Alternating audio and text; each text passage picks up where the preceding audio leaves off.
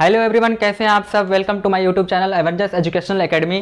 तो जैसे कि मैंने वेलकम वीडियो में अपने आप को इंट्रोड्यूस कराया था कि मेरा नाम अनिवेश वर्मा है। मैं एक्चुअली जो क्लास 10th से जो साइंस सब्जेक्ट है उसमें जो बायो से रिलेटेड चैप्टर है उसके बारे में हम आपसे डिस्कस करने वाले थे। तो आज मेरी पहली वीडियो होगी। तो ये जो क्लास 10th में जो साइंस सब्जेक्ट है उसमें जो बायो से रिलेटेड चैप्टर है जिसका नाम है आज जिसके बारे में डिस्कस करने वाले हैं हम आप सबसे, उसका नाम है हाउ डू ऑर्गेनिजम्स रिप्रोड्यूस। क्या नाम है? हाउ डू ऑर्गेनिजम्स रिप्रोड्यूस, जिसको हिंदी में क्या कहते हैं? जीव जनन कैसे करें। तो उस चैप्टर के बारे में पढ़ने से पहले कुछ चीज़ें मैं क्लियर कर देना चाहता हूँ, बता देना चाहता हूँ, क्योंकि उस चैप्टर में जो हम टॉपिक उठाने वाले हैं उसका नाम है डीएनए। क्या नाम है? डीएनए नाम है। तो उस डीएनए के बारे में पढ़ने से पहले कुछ चीज़ें क्लियर कर दूँ कि जो डीएनए होता है, हमारा जो ह्यूमन बॉडी है, जो हमारा शरीर है, जो हमारा शरीर का स्ट्रक्चर बना हुआ है वो किससे बना हुआ है? बहुत सारी कोशिकाओं से मिलकर बना हुआ है। किससे मिलकर बना है? बहुत सारी कोशिकाओं से मिलकर बना है। तो आज सबसे पहले हम क्या पढ़ेंगे? कोशिका के बारे में सबसे पहले जानकारी ले लेंगे, उसके बाद हम आते हैं अपने टॉपिक डीएनए। लेकिन सबसे पहले यहाँ पे टॉपिक लिख देते हैं। क्या करते हैं? यहाँ पे दर्शा दे कौन से टॉपिक पढ़ रहे हैं। डीएनए कौन सा टॉपिक है हमारा? डीएनए। अब डीएनए का फुल फॉर्म क्या होता है? डीएनए का फुल फॉर्म क्या होता है? Deoxy ribo nucleic acid. क्या नाम है? Deoxy ribo nucleic acid. इसका फुल फॉर्म होता है डीएनए का डीऑक्सी राइबो न्यूक्लिक एसिड। क्या नाम होता है? Deoxy ribo nucleic acid. तो डीएनए के बारे में पढ़ने से पहले हम क्या पढ़ेंगे? कोशिका के बारे में। तो कोशिका कैसी होती है हमारी?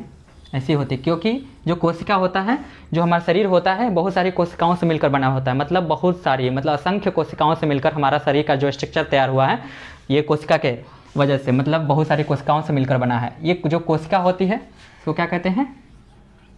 कोशिका कहते हैं। कोशिका, जिसको इंग्लिश में क्या कहते हैं? सेल। क्या कहते हैं? सेल कहते हैं। अब इस कोशिका के अंदर हमारा एक केंद्रक होता है। क्या होता है? केंद्रक होता है। इसको भी हम दर्शा दे, लिख दे। केंद्रक क्या होता है? केंद्रक, जिसको इंग्लिश में क्या कहते हैं? न्यूक्लिक। क्या कहते हैं? न्यूक्लिक। ठीक है। जो हमारा कोशिका है, जो ये कोशिका है उसके अंदर हमारा अंदर क्या पाया जाता है? केंद्रक पाया जाता है। इस केंद्रक के अंदर बहुत सारे एसिड भरे होते हैं, मतलब एसिड भरे होते हैं इस कोशिका केंद्रक के अंदर। अब इसी केंद्रक के अंदर हमारा क्या पाया जाता है? क्रोमोसोम पाया जाता है। क्या पाया जाता है? क्रोमोसोम।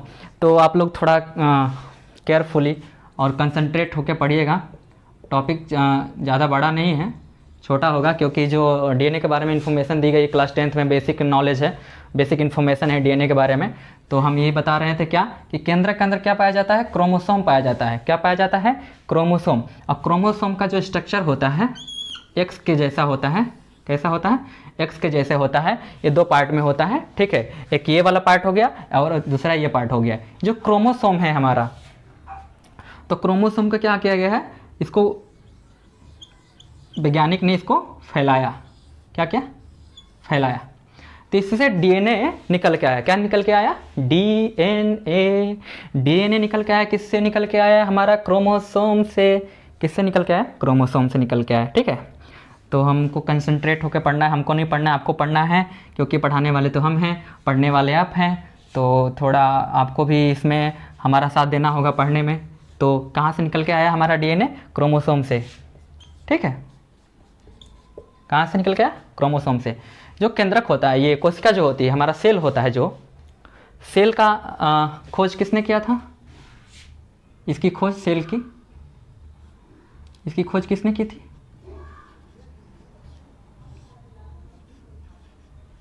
सेल की खोज रॉबर्ट ब्राउन। किसने की थी? रॉबर्ट ब्राउन ने किया था। किसने किया था? इसकी खोज रॉबर्ट ब्राउन ने किया था, कोशिका की खोज, ठीक है। जो कोशिका होती है हमारे दो प्रकार की होती है, एक कोशिकीय होती है, दूसरा होती है बहुकोशिकीय। कितने प्रकार की जो कोशिका होती है हमारी, ये कोशिका होती है, ये दो प्रकार की होती है। कौन कौन सी होती है? एक कोशिकीय,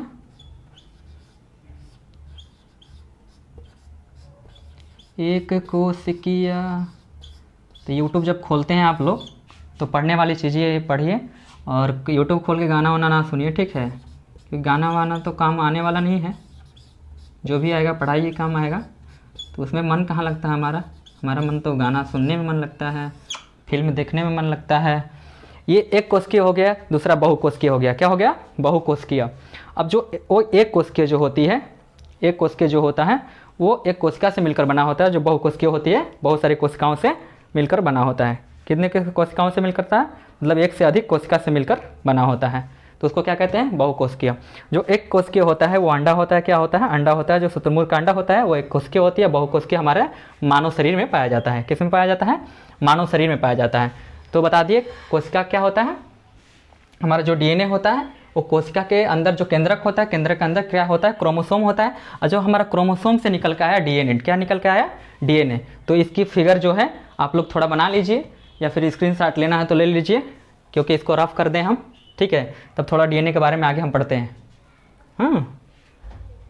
तो हो गया, इसको हम रफ कर दें, ठीक है, रफ कर देते हैं।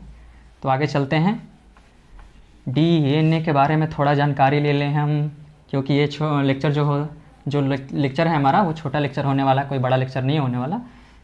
तो इसके बाद हम क्या करेंगे? डीएनए का एक स्ट्रक्चर बनाएंगे। किसका? डीएनए का स्ट्रक्चर बनाएंगे। तो वो कैसा होता है? आप लोगों ने सांप देखा है? सांप ऐसे ऐसे होता है ना, ऐसे होता है, ऐसे ऐसे होता है डीएनए का स्ट्रक्चर, ठीक है? इसके अंदर ऐसे लगा होता है। डीएनए का स्ट्रक्चर हमारा यही है, देख लीजिए आप लोग, ठीक है? डीएनए का स्ट्रक्चर ऐसा ही होता है। कैसा होता है? ऐसा होता है, ठीक है? ये हमारा डीएनए का फिगर है। किसका फिगर है? डीएनए का फिगर है। जो ये रस्सी होती है, जो हमारा डीएनए का स्ट्रक्चर होता है वो डबल हेलिकल होता है। कैसा होता है? Double helical. ये जो रस्सी है इसको हम क्या कहते हैं? क्या कहते हैं? न्यूक्लियोटाइड। क्या कहते हैं? न्यूक्लियोटाइड कहते हैं। और जो ये दोनों रस्सी जहाँ पे आके मिलती है उसको क्या कहते हैं? क्रोमोटिन। क्या कहते हैं? क्रोमोटिन, ठीक है? इसको कहते हैं क्रोमोटिन कहते हैं। जो रस्सी है उसको न्यूक्लियोटाइड कहते हैं। क्या कहते हैं? न्यूक्लियोटाइड कहते हैं। अब ये जो डीएनए का स्ट्रक्चर है, एक्चुअली ये डीएनए की खोज किसने की थी? लोग बताते हैं कि डीएनए की खोज, ये एक्चुअली डीएनए की खोज पूछने पे वो लोग क्या बताते हैं? वाटसन और क्रिक ने। लेकिन जो डीएनए की खोज किया था, वाटसन और क्रिक जो हैं, जो दो वैज्ञानिक हैं, उन्होंने डीएनए का स्ट्रक्चर दिया था। क्या दिया था? डीएनए का स्ट्रक्चर दिया था। लेकिन डीएनए की जिसने खोज की थी उनका नाम है, डीएनए की खोजकर्ता का नाम क्या है? डीएनए की खोज किसने की थी? जोहान। किसने की थी? जोहान फ्रेडरिक ने। किसने किया था? जोहान फ्रेडरिक मिसर ने किया था। किसने किया था? जोहान फ्रेडरिक मिसर ने डीएनए का खोज किया था, ठीक है? बाद में डीएनए का जिसने स्ट्रक्चर दिया उनका नाम है वाटसन और क्रिक। किसने? वाटसन और क्रिक ने डीएनए का जो स्ट्रक्चर दिया, डीएनए का स्ट्रक्चर जिसने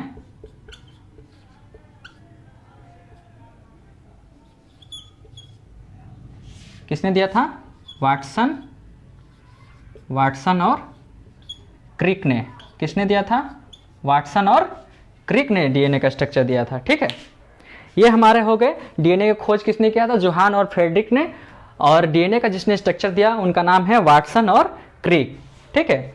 उसके बाद डीएनए को कितने भागों में बांट दिया गया? 5 भागों में बांट दिया गया। कितने भागों में? 5 भागों में। कितने भागों में बांटा गया है? 5 भागों में। तो वो 5 भाग कौन से हैं? डीएनए को बाद में इन्होंने 5 भागों में बांट दिया, 5 भागों में बांटा गया।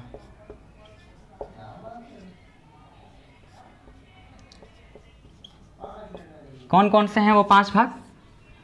कौन कौन से हैं 5 भाग? डीएनए का जो हमारा डीएनए का स्ट्रक्चर ये हो गया, और उसके बाद डीएनए को 5 भागों में बांट दिया गया बाद में। पहला है AD9, क्या है? बाद में डीएनए को 5 भागों में बांट दिया गया। पहला है AD9, दूसरा है साइटोसिन, क्या नाम है? साइटोसिन।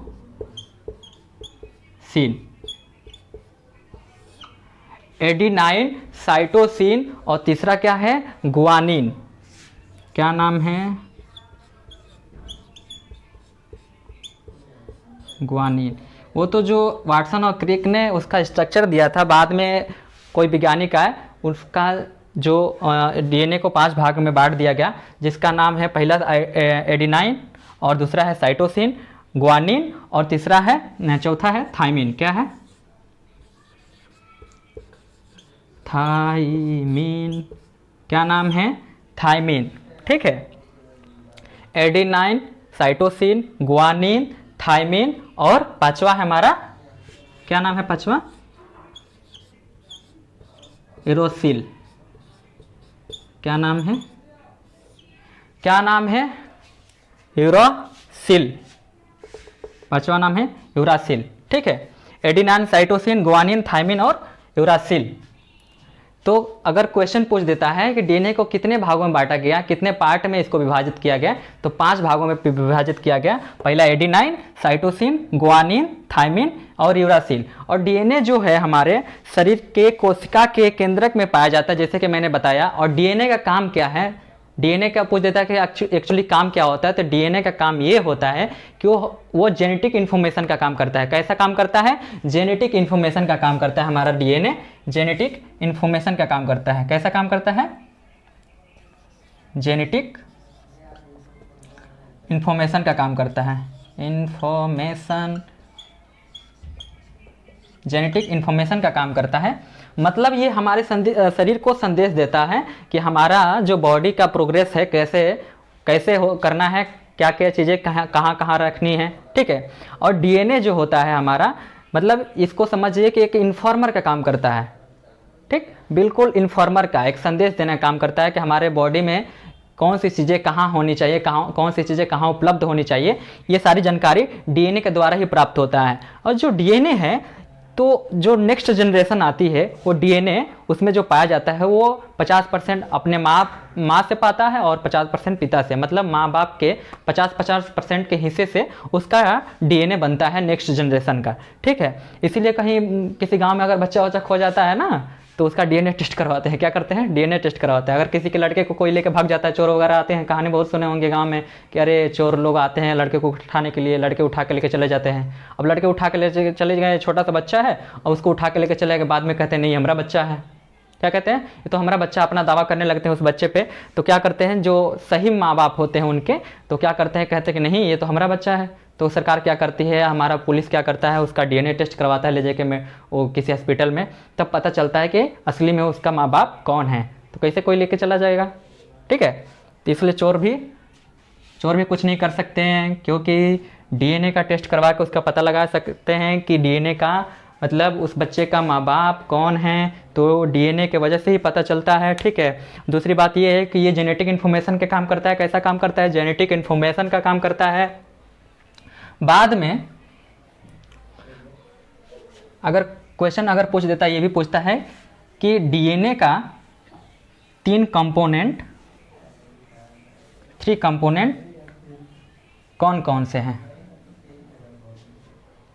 तो अब क्या होगा कि डीएनए का 3 कंपोनेंट पड़ेगा। अगर क्वेश्चन पूछ देता है हमारा कि डीएनए का 3 कंपोनेंट बताइए, तो कौन कौन से होता है 3 कंपोनेंट डीएनए का? पहला होता है, क्या होता है? शुगर होता है। क्या होता है? शुगर। दूसरा होता है हमारा नाइट्रोजन बेस। क्या होता है? नाइट्रोजन बेस होता है। और तीसरा क्या होता है, फास्फेट होता है, फास्फेट। ठीक है, पहला हो गया शुगर, दूसरा हो गया नाइट्रोजन बेस और तीसरा हो गया फास्फेट। अगर शुगर को डीएनए के बारे में अगर बात करेंगे तो उसको क्या कहेंगे, di ribose sugar, deoxyribose sugar कहेंगे। अगर आरएनए के बारे में शुगर की बात करेंगे तो राइबोज शुगर। ठीक है, क्योंकि डीएनए डी है ना, डाई ऑक्सी राइबो शुगर, और आरएनए राइबोज शुगर, मतलब आरएनए। ठीक है, तो आरएनए के बारे में बात करेंगे तो उसको राइबोज शुगर कहेंगे। जो हमारा नाइट्रोजन बेस होता है, नाइट्रोजन बेस भी 2 प्रकार के होता है। ठीक है, इसको ज़्यादा बेसिक नहीं दिया गया है क्लास 10th में। ठीक है, केवल इतना पूछेगा डीएनए का 3 कंपोनेंट कौन कौन से हैं, तो ये हमारा शुगर हो गया, नाइट्रोजन बेस हो गया और फास्फेट हो गया। बस इतना ही लिखना है और कुछ नहीं है। डीएनए के बारे में क्लास 10th में जो बायो से रिलेटेड चैप्टर है, बस इतना ही बताया गया है। तो थोड़ा कंसंट्रेट होकर पढ़ना है। और हमारे जो इस चैनल को, अगर हमारा ये लेक्चर अच्छा लगता है तो इस चैनल को सब्सक्राइब करिए, ज़्यादा से ज़्यादा शेयर करिए। ठीक है, ताकि और बच्चे भी पढ़ सकें। ठीक है, अगले लेक्चर में अच्छे तरीके से और समझाने की कोशिश करूँगा। ये हमारा फर्स्ट लेक्चर होगा। ठीक है, तो इतने सारे इन्फॉर्मेशन जो भी दिया गया है डीएनए के बारे में क्लास 10th में, जो चैप्टर है हमारा हाउ डू ऑर्गेनिजम्स रिप्रोड्यूस, उसमें जो डीएनए एक टॉपिक है उसके बारे में बेसिक ही बताया गया है। इसलिए मैंने कोशिश किया कि बेसिक जानकारी केवल दे दो डीएनए के बारे में इस लेक्चर में। ठीक है, तो थैंक यू गाइज। अगर हमारी वीडियो अच्छी लगती है तो लाइक कमेंट शेयर जरूर करें और सब्सक्राइब भी करें हमारे यूट्यूब चैनल को। ठीक है, हमें सपोर्ट करें। Bye bye.